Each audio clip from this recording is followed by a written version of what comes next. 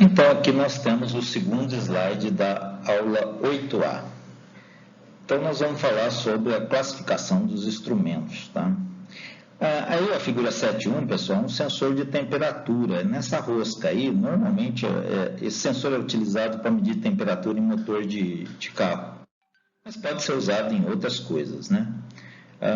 Então, essa rosca aí é para colocar ele no lugar. Essa parte de baixo, né, à direita aí, que vocês estão vendo na figura 7.1, ele vai ficar em contato com o material a ser medido.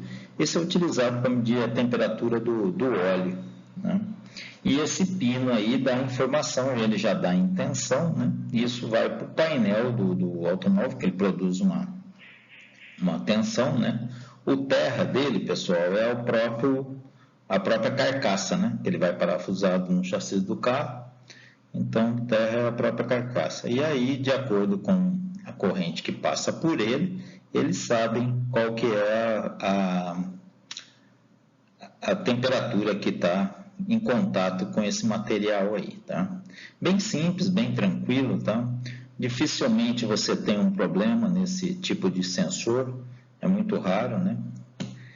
Então, aqui, para alguns instrumentos de controle que são utilizados em planta. Embora eu disse para vocês que é usado em carro, ele pode ser usado em qualquer outro lugar, desde que vocês tenham a faixa de temperatura dele, tá? Esses dispositivos são chamados de instrumentos para controle de processo. Então, você vai utilizar para controlar algum tipo de processo que você precisa saber a temperatura. De acordo com a função, os instrumentos de controles mais comuns encontrados em uma planta são: elemento primário ou sensor, parte de uma malha ou de um instrumento que sente primeiro o valor da variável de processo. Então, o que ele está querendo dizer com isso, né? Se eu quiser controlar a temperatura do carro, por exemplo, utilizando o ventilador para que esse óleo passe num radiador e o ventilador tire mais calor, esse seria o primeiro sentir a variável de processo. Qual que é a variável que você está controlando aí? A temperatura, tá? Então, a temperatura, por exemplo, não poderia passar de 80 graus, você acionaria o ventilador.